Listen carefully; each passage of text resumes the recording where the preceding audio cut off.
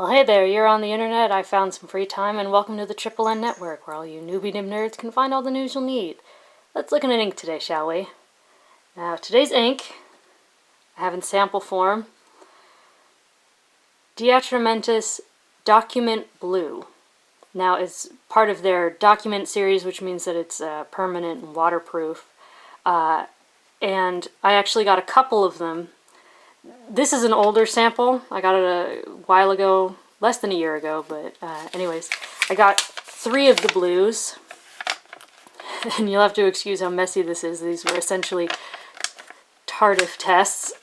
So there's dark blue, which looks like this. Sort of the just standard blue, which is the one I'll be testing today. And then the light blue or the turquoise.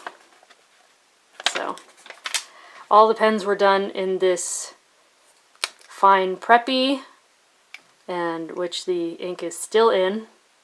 So I can't tell you how easy it is to clean because I haven't cleaned it yet because it's still in there. The point is so fine that I haven't used it all up yet. So there's that. Let's check out the chromatography, which was interesting. Now I just used the pen. You know, I just like sort of, wrote a line, and yeah, the line is still very clearly there. Some of it got pushed up, but the water actually went all the way to this ridge here.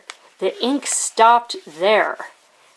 And yeah, so obviously there's serious potential for water resistance, which was the point.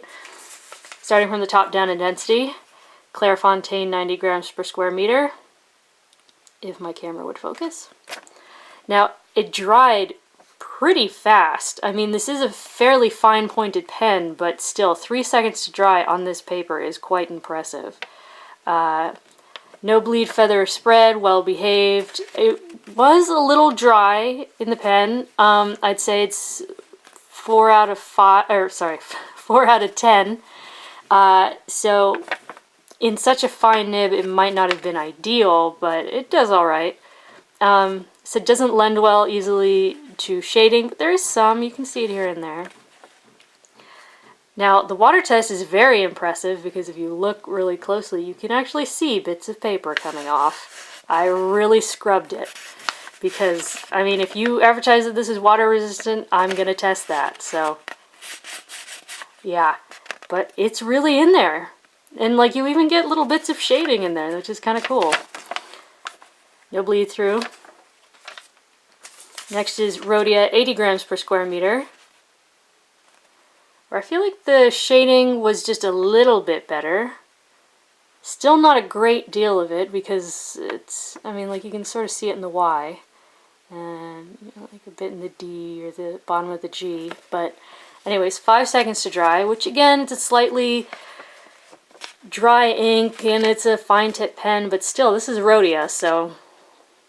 And then the water test, again, I really scrubbed the paper. I mean, you can see the little bits of paper coming off. But it's still really in there.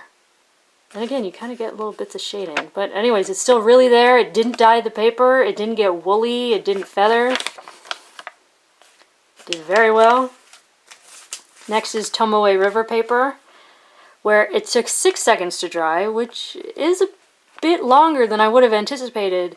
And the ink, I feel, got a good deal lighter. But it also got some nice shading going on. I mean, you definitely see shading where you didn't see it before. No bleed feather spread. I said combo is not ideal because it is a bit dry, the ink, and in such a fine nib and on such smooth paper.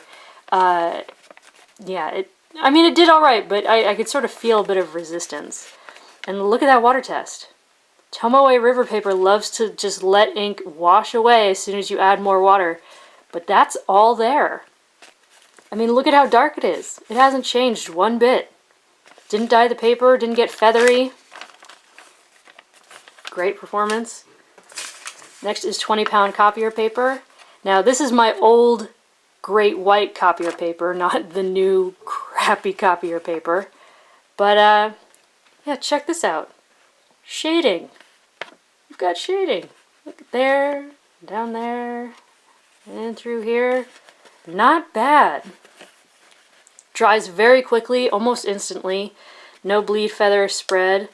I said it was a great combo, and I think it is. On basic copier paper, in a fine tip pen, does amazingly well. Look at that water test. It's fantastic. It barely, I mean, it's almost immeasurably lighter. Didn't come through. That's from me putting it down on something. Next is Mead Notebook Paper, where, again, dried almost instantly. Here there is absolutely no shading whatsoever, and it did get a bit lighter. There is some feather, there is some spread, there is some bleed, but again, this is Mead, so, you know, let's grade on a scale here. But, I mean, look at the water test. Okay, don't look at that. I set that down in something when I was doing the water test. But, I mean, how often do we see a Mead water test where it just explodes? It didn't move. It's perfect. And that's really not bad. I mean, granted, you know, I think it's because it's a fine tip pen, and I think it's because it's a dry ink, but still, it did pretty well.